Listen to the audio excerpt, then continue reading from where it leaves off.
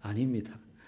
햇볕이 비쳐야 돼요. 비가 오고 난 다음에도 하늘이 쫙 열리면서 쨍쨍하게 비쳐야 지금 한참 이제 곡식들이 무르익을 때 아니겠습니까? 과일이며 다 그렇게 익게 되는 겁니다. 밭에 있는 작물들만 그런 게 아니죠. 닭들도요. 밤에도 그 닭 하우스 안에 계속 밝게 빛을 비춰놓으면 낮인 줄 알고 닭들이 알을 계속 낳는다 그래요. 그렇게 해가지고 생산성을 막 높이고요. 오징어 잡이하는 배들은 어떻습니까? 깜깜한 밤 새벽녘에 나가죠. 그리고는 그 배에 막 정말로 대낮같이 환한 불을 쫙 켜놓으면 물 밑에 있는 오징어들이 그 빛을 보고 따라 몰려들면 그걸 이제 잡는 거죠. 우리 태양광 요즘 많이 발전하잖아요. 빛은 힘이고 생명이고 에너지입니다. 그냥 밝아 이걸로 끝나는 게 아니라는 거죠. 저기에 빛이 숨을 쉬는 것도 아니고 저기에 호흡이 달려있는 것도 아닌데 그 빛을 받는 모든 생명 있는 존재들, 사람뿐만 아니라 동물, 식물, 생명 있는 존재는 그 빛 때문에 생명을 유지하고 에너지를 발산하고 삶을 영위하게 된다는 거죠. 우리 눈에 보이는 저 하늘에 떠 있는 태양조차도 그런 능력과 힘을 가지고 있는데 오늘 우리가 읽은 본문에 보니까 바울 사도가 성도들에게 이렇게 말합니다. 너희는 빛의 자녀다. 저 태양의 자녀다 이런 의미는 아니잖아요. 그죠? 빛의 자녀다. 전에는 너희가 어둠이었다는 거예요. 하나님과 상관없는 삶을 살던 사람들이었다. 불신자라고 표현해도 됩니다. 어둠 가운데 있던 자이더니 오늘 본문은 말하죠. 어둠 가운데 있던 자. 에베소 본문만을 보면 우상 숭배하던 사람들. 그 당시 에베소 도시에 있는 사람들의 에베소 교회 교인들 외에 100%, 그 외에 나머지는 전부 다 아데미를 섬기고 로마의 여러 헬라의 여러 우상을 섬기던 사람들이었어요. 우상 숭배자요 불신자들입니다. 예수를 믿지 않으니까요. 어떤 불신자 중에는 이렇게 생각하는 분이 있습니다. 나는 예수를 안 믿을 뿐이지 우상 숭배자는 아닙니다. 나는 무신론자입니다. 나는 신을 믿지 않습니다. 근데 여러분 이거를 길게 혹시 나중에 설명할 일이 있을지 모르지만 엄밀한 의미에서 이 세상에 무신론자는 단 한 명도 없어요. 사람은 누군가 아니면 무엇인가를 섬김의 대상으로 삼고 삽니다. 하다못해 자기 자신을 섬깁니다. 세상에 믿을 놈 하나도 없어. 나밖에 없어. 자기 자신을 섬기는 거예요. 돈을 섬기는 거예요. 이 세상에 무신론자는 엄밀한 의미에서 단 한 명도 없어요. 그런 의미에서 예수를 믿지 않는 사람은 당연히 다 불신자라고 표현할 수 있겠지만 어떤 의미에서는 우상숭배라고도 말할 수 있습니다. 그런데 그리스도인은 오늘 본문에 보니까 빛의 자녀다라고 말해요. 빛의 자녀다. 빛의 자녀이기 때문에 너희들은 빛의 자녀다운 삶을 살아야 된다. 이게 오늘 본문의 내용의 전부입니다. 너희는 어두움의 자식이었는데 이제 빛의 자녀가 되었으니 신분이 바뀌었으니 이전처럼 살지 말고 빛의 자녀답게 살아라. 빛의 자녀답게 살아라. 지금 이 권면을 바울이 에베소 교회 교인들에게 하고 있는데 여러분 집중해서 잘 들으셔야 돼요. 에베소 교회 교인들 중에도 이 편지를 받으면서 찔리는 사람들이 있습니다. 왜? 교회만 나온다고 다 빛의 자녀가 아니기 때문이에요. 그러면 오늘날도 마찬가지 아니겠습니까? 맑은 샘 동산교회, 교회에 나온다고 해서 다 빛의 자녀냐? 그렇지 않습니다. 그렇지 않습니다. 그러면 어떤 사람이 빛의 자녀인 줄 아냐? 빛의 자녀의 삶을 사는 것을 봐야 돼요. 오늘 본문 9절에 보면 빛의 열매는 모든 착함과 의로움과 진실함에 있다라고 말해요. 빛의 자녀가 되어서 살면 열매를 맺게 되어 있는데 왜? 빛을 쬐니까. 작물이 빛을 받아서 열매를 맺는 것처럼 빛의 자녀로 사는 사람은 합당한 열매를 맺는데 그게 뭐냐 하면 착함과 의로움과 진실함이다. 여러분 이게 원문을 찾아봐도요. 여기에 무슨 신학적인 용어나 영적인 단어가 쓰여져 있지 않아요. 착하다, 선한 삶, 의롭다, 정의롭게 살아라. 그리고 진실함, 거짓말하지 마라, 거짓된 삶 살지 마라. 이거는 성경적인 특별한 용어도 기독교적인 용어도 아닙니다. 너희들 빛된 자녀라면 빛의 자녀로서의 열매를 맺고 사는데 그 열매는 착하게 사는 것이고 의롭게 사는 것이 정의롭게 사는 것이고 진실되게 사는 것이다. 여러분 이게 하나도 특별한 게 아니잖아요. 교회에 와서만 들을 수 있는 내용이 아닙니다. 그럼에도 불구하고 바울이 감옥에서 에베소 교인들에게 너희들은 이제 빛된 자녀니까 뭐 성령의 열매를 맺되 전도 많이 하고 또 하늘나라 상급을 바라보고 주님 오실 날을 대비하고 뭐 이런 여러 가지 권면의 말을 할 수도 있잖아요. 그런데 딱 세 가지를 말해요. 착함과 의로움과 진실함이다. 특별하지 않은 이 내용을 바울이 특별하게 말하는 이유는 그 당시 대부분의 사람들이 이렇게 안 살았기 때문이에요. 대부분 착하게 살지 않고 대부분 진실하게 안 살고 대부분 의롭게 살지 않았다는 거예요. 그러면 어떻게 살았느냐? 3절에 보면 우리 지난주에 읽었던 말씀이죠. 음행과 온갖 더러운 것과 탐욕. 음행을 행하고 더러운 짓을 하고 자신의 욕심을 따라 살았다는 거예요. 그리고 4절에 보니까 이런 말도 나와요. 누추함과 어리석은 말이나 희롱의 말. 이런 것들 너희들 쓰면 안 된다고 이야기했거든요. 어리석은 말, 희롱의 말은 대충 감이 와요. 그럼 누추함이 도대체 뭐예요? 누추함. 누추함이라는 것은요, 더러운 말 이런 의미예요. 더러운 말. 어떤 말이 더러운 말이냐? 거친 농담이나 욕설. 욕을 하면서도 그게 욕인지 몰라요. 자기는 대수롭지 않게 생각해요. 그러니까 바울이 빛의 열매, 빛의 자녀로서 살 때 맺어지는 열매가 진실함과 그리고 의로움과 착함, 선함인데 그 반대된 삶을 대부분 살고 있었기 때문에 그렇게 살라고 권면을 한 거거든요. 그 반대의 삶이 바로 이런 거라는 거예요. 근데 보니까 4절 말씀은 대부분 언어 생활과 관련되어 있어요. 누추함, 더러운 말, 욕지거리, 어리석은 말, 희롱의 말 하지 말라는 거예요. 아름다운 말을 해야 돼요. 아름다운 말. 말에 대한 뭐 여러 가지 예화가 있기도 합니다만은 미국의 제32대 대통령 루즈벨트 대통령 아마 들어보셨을 겁니다. 이 루즈벨트 대통령은 어릴 때부터가 아니라 성인이 되어서 어느 날 갑자기 병을 앓고 소아마비에 걸려가지고 장애인이 돼요. 39살에 장애인이 됩니다. 그래서 다리에 그 장치를 달고도 못 걸어서 휠체어에 거의 타고 다녀야 되었고 설 때도 지팡이나 누군가의 부축을 받아야지 걸어 다닐 수 있는 장애인이 됩니다. 절망에 빠지죠. 절망에 빠져서 그가 방 안에서 틀어박혀서 아무도 만나지 않고 낙심하며 지낼 때에 그의 아내였던 엘레나 여사가 그걸 지켜보다가 도저히 안 돼가지고 비가 막 내린 그 다음날 이제 깨끗하게 이제 날이 개자 그 남편을 휠체어에 앉히고는 이 엘레나 여사가 루즈벨트를 데리고 마당으로 나갔어요. 여보, 햇살이 너무 눈부시지. 근데 그게 귀에 잘 안 들어오는 거예요. 인생의 어두운 그림자가 비쳐 있으니까 눈으로 보이는 햇살이 밝게 빛이 보이지 않아요. 여러분 우리 그렇잖아요. 내 안에 수심이 가득하면 근심이 가득하면 남들은 막 봄꽃 구경 가고 가을 구경 가고 해도 그게 하나도 안 예뻐 보여요. 루즈벨트 마음이 그랬던 거예요. 그 마음을 너무 잘 알고 있는 엘레나 여사가 계속해서 말합니다. 비가 온 뒤에 까만 먹구름이 몰려와서 비가 온 뒤에는 반드시 이렇게 맑은 날이 오는 법입니다. 당신도 마찬가지예요. 뜻하지 않은 병으로 다리는 불편해졌지만 그렇다고 루즈벨트 당신은 하나도 변한 게 없어요. 내가 사랑하던 그 모습 그대로입니다. 그렇게 말을 한 거예요. 그러면서 여보 우리 조금 더 힘을 냅시다. 그 말을 들은 루즈벨트가 휠체어에 앉아서 이렇게 말합니다. 여보, 하지만 나는 영원히 불구자요. 다시는 달려서 당신을 안아줄 수 없어. 그래도 나를 사랑할 수 있어? 그렇게 말하자 이 엘레나 여사가 이렇게 말해요. 아니 여보, 그럼 내가 이때까지 당신의 두 다리만을 사랑했다는 거요? 나는 당신 자체를 사랑했어요.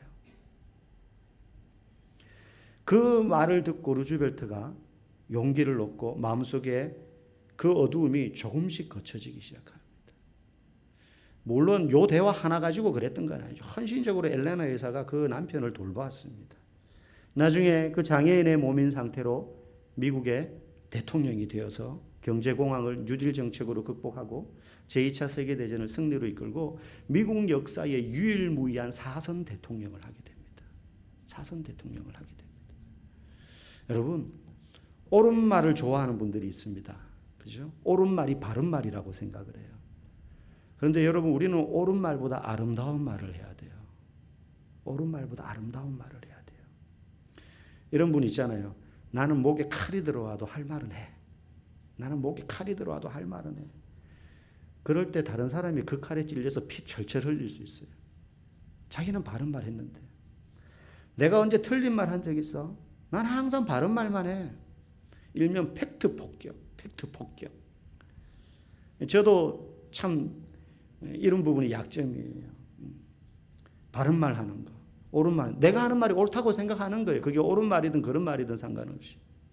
여러분, 우리가 불의 앞에서 진리냐 비진리의 문제냐, 그런 데서는 목에 칼이 들어도 바른 말 해야 되겠죠.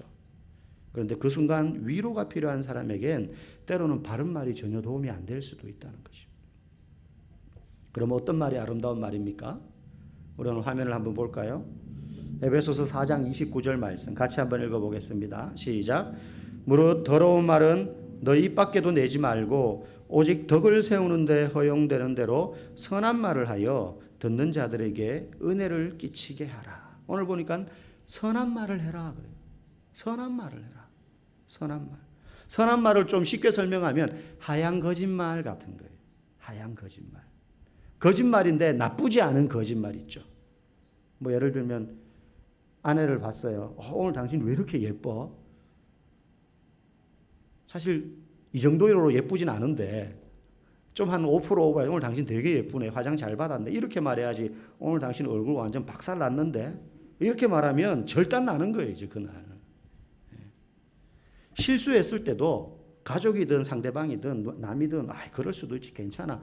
나도 종종 그래. 살다 보면 뭐 누구라도 그럴 수 있지. 이렇게 해줄 수 있어야 되는데 저 집사님들은 늘 저러더라. 저 집사님, 저 장로님은 늘 저렇더라. 이러면 안 되는 거예요. 여러분, 늘 그런 사람은 없어요. 좀 자주 실수할 수도 있고 그럴 수는 있지만 늘 실수하는 사람은 없거든요. 우리는요, 대부분 남의 잘못에 대해서는 과장되게 말을 하고 나의 잘못과 실수에 대해서는 축소시키려는 경향이 다 있습니다. 내가 잘못하면 뭐 그럴 수 있지, 나만 그러나? 이렇게 넘어가고요. 남이 잘못하면 그걸 잊지 않고 이야기하는 거예요. 잊지 않고 이야기하는 거예요. 어떤 분이 죽어가면서 마지막으로 남기고 싶은 유언이 없느냐 이렇게 물었을 때 그렇게 유언을 남겼다고 합니다.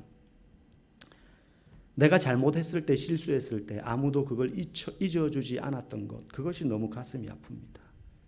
그래서 나를 알았던 모든 이들은 그렇게 하지 않았으면 좋겠습니다. 살면서 실수할 수 있는데 그걸 안 잊어버리는 거예요. 주변에 있는 사람들이. 그 얼마나 가슴 아픈 일입니까? 가슴 아픈 일.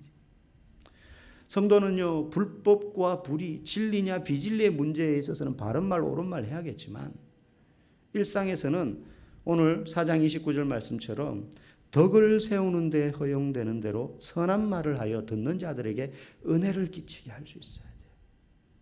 덕을 세우는 선한 말을 해야 되는 거예요.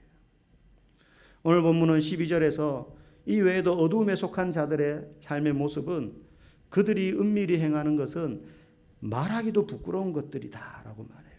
말로 다 할 수 없다. 더러운 말, 누추한 말, 어리석은 말, 희롱의 말. 여러분, 이런 삶이 특별한 것 아니잖아요. 근데 세상 사람들이 그렇게 살지 않으니까 예수 믿어서 새 사람이 되어 빛의 자녀가 된 너희는 그렇게 살지 말라는 거예요. 그렇게 살지 말라. 우리에게 순교를 강요하거나 감옥의 복음을 지키기 위해서 감옥에 갇혀야 된다거나 그런 말을 하는 게 아닙니다. 너희들이 이렇게 말하면서 살아라. 예수 믿어서 빛의 자녀가 되면 갑자기 하늘에서 복이 쏟아져 가지고 막혔던 일들이 풀려지고 내 인생에 좋은 일만 생기고 막 부자가 되고 그런 것만이 아니라 먼저 내가 바뀌는 게 빛의 자녀가 된 열매예요.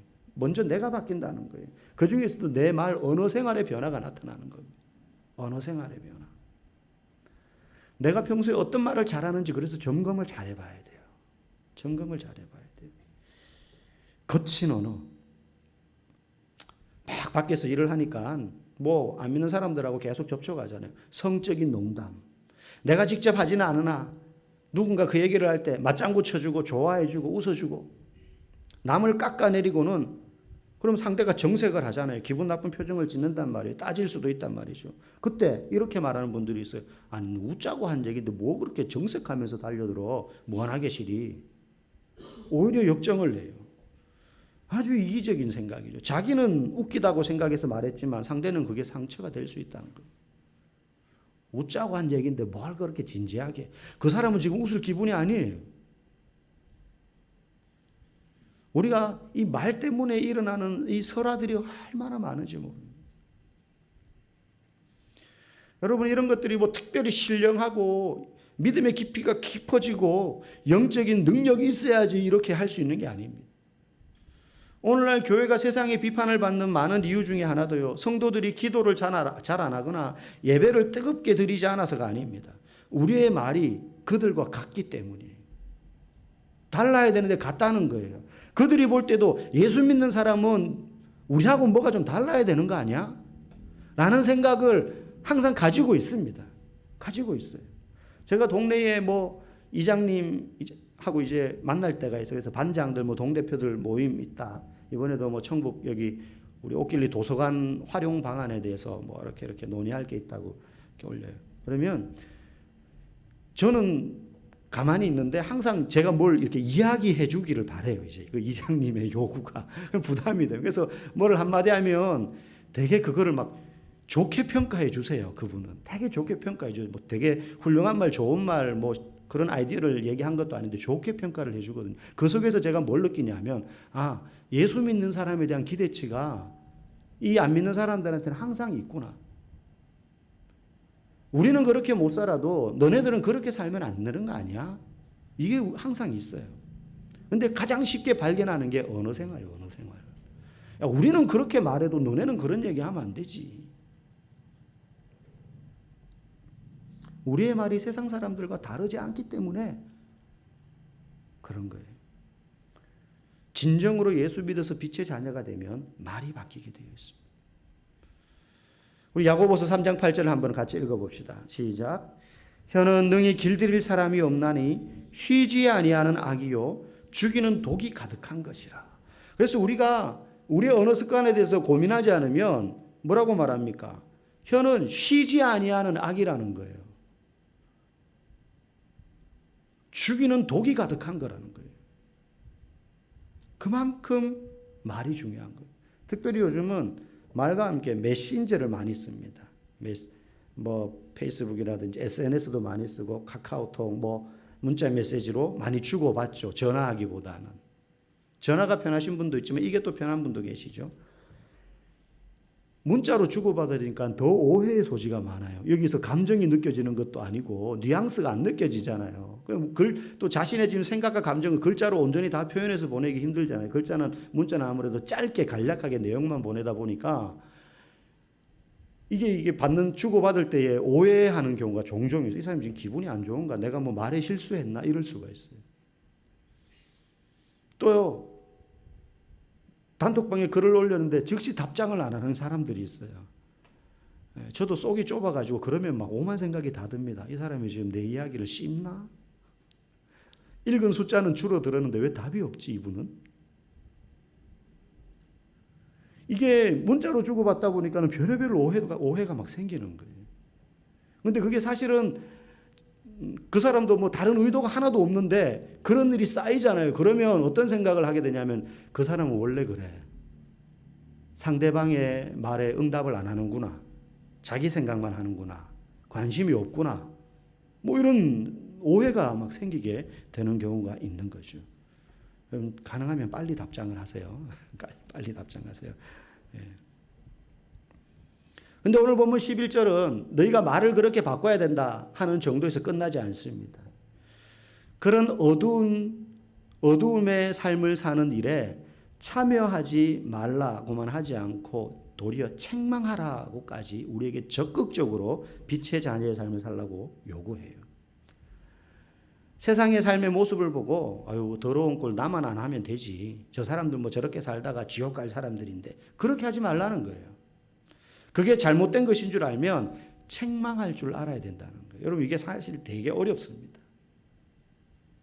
예전에 제가 우리 동네 세터공원에 이제 운동한다고 조깅을 하러 갔어요. 이렇게 뛰고 있는데 밤이었습니다.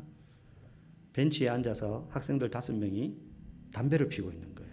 그래서 한 2바퀴, 3바퀴 도는 동안은 그냥 지켜봤어요. 그냥 속으로 그냥 가라, 그냥 빨리 가라 이러면서. 눈에는 거슬리는데 뭐라고 말하기가 쉽지 않잖아요.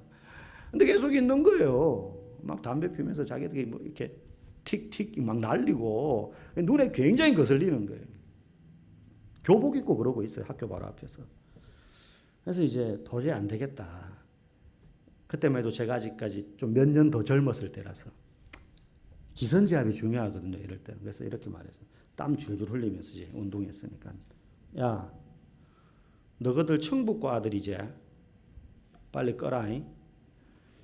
40대 중반의 남자가 땀 줄줄 흘리면서 사투리 쓰면 되게 좀 이렇게 무식하고 무서워 보여요.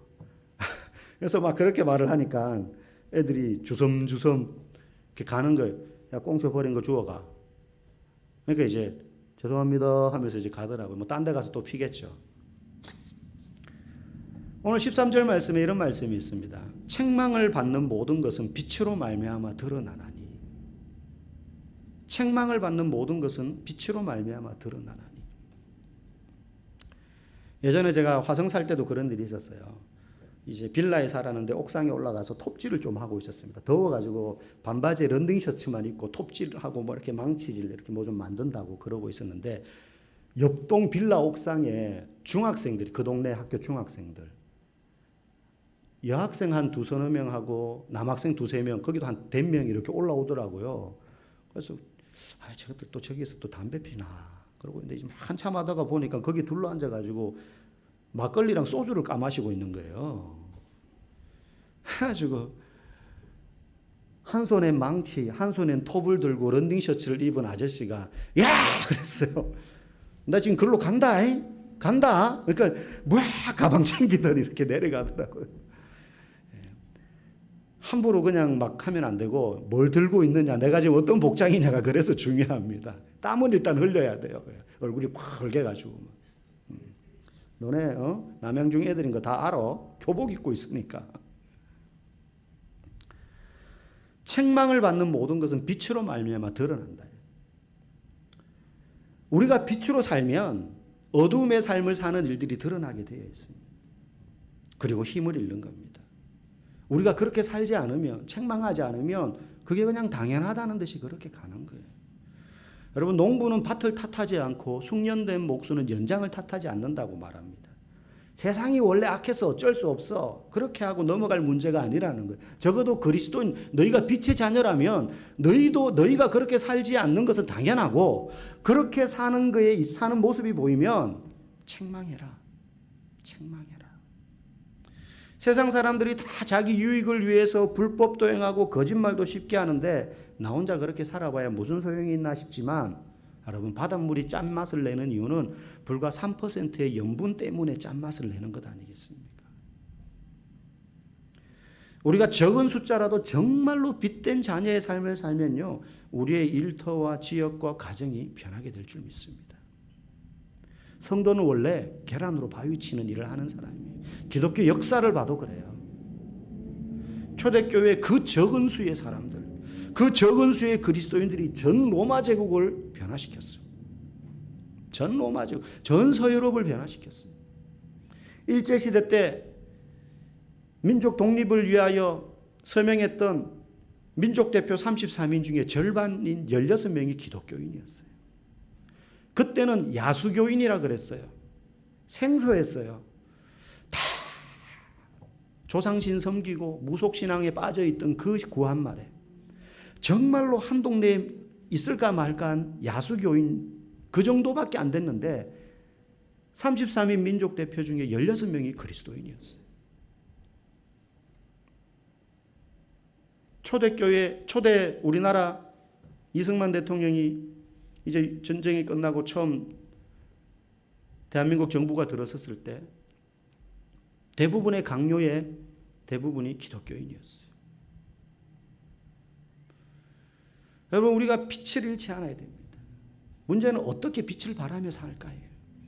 우리 14절 말씀 한번 읽어보겠습니다. 시작. 그러므로 이르시기를 잠자는 자여 깨어서 죽은 자들 가운데서 일어나라. 그리스도께서 너에게 비추이시리라 하셨느니라. 우리는 참 평범한 사람들입니다. 내가 빛으로 살으라고? 나는 빛도 아니고 막 어두운 데를 밝힐 만한 그런 빛의 능력도 없고, 그런데 우리는 평범한 사람들인데 어떻게 비추지? 그런데요, 내가 밝게 빛나는 사람 자체여서가 아니라 내가 누구를 바라보느냐에 따라 결과는 달라지는 거예요. 야광 팔찌, 왜 깜깜한 데서 빛납니까? 불빛을 쬐기 때문에 반사시키는 거죠. 그 빛을 머금고 있는 거죠. 밤에 달이 왜 환합니까? 태양빛을 받아서 반사시키기 때문에 밤에 밝게 빛나는 거예요. 그냥 달 자체는 빛이 없어요. 우리도 그래요. 우리도 그래요. 그 자체는 아무 빛도 낼 수 없지만 빛을 받아서 쬐었기 때문에 그 빛을 담아서 발광하는 것들이 많습니다. 여러분, 빛과 어둠은 공존할 수 없잖아요. 우리가 빛의 자녀답게 살면 어둠의 일은 드러나게 되어 있고요, 힘을 잃게 되어 있습니다. 빛의 특징 중에 하나가요, 아무리 작아도 그만큼의 밝기만큼 주변을 밝히게 되어 있어요. LED 등이면 그 와트 수에 따라서 그만큼 밝히는 거예요. 촛불이면 흔들거리면서 바람 앞에 꺼질 것 같아도 그 촛불 크기만큼 주변을 밝히게 되어 있어요. 빛만 있으면 밝히게 되어 있습니다. 빛만 있으면 밝히게 되어 있습니다. 그러니 중요한 건 내가 얼마나 많이 밝힐 수 있느냐가 아니라 내가 빛이냐, 내가 그리스도의 빛을 받아 살고 있느냐, 내가 예수를 바라보고 있으면 그 빛의 근원이신 예수님이 우리를 비추어 주셔서 나도 그걸 반사하는 삶을 살 수 있게 된다는 거예요. 그게 14절 말씀이에요. 일어나라, 그리스도께서 너에게 비추이시리라. 빛이신 예수님이 우리를 비추시면, 우리가 그 예수님을 쳐다보고 있으면 우리에게도 빛이 난다는 거예요. 내 인품이 훌륭해서거나 내가 선하고 의로워서가 아니라, 그래서 빛의 자녀로 살 수 있는 것이 아니라 빛의 근원이신 예수 그리스도께로 우리의 삶의 방향을 맞추어서 살기 때문에, 그렇게 살면 내 삶에서 빛이 뿜어져 나오게 되어 있는 것입니다. 내 힘으로 아무리 선하고 내 자체로 빛을 발하려고 해도 안 됩니다. 우리는 얼마나 엉망인 인간인지. 오늘 약속해 놓고도 내일 어기는 사람 아닙니까?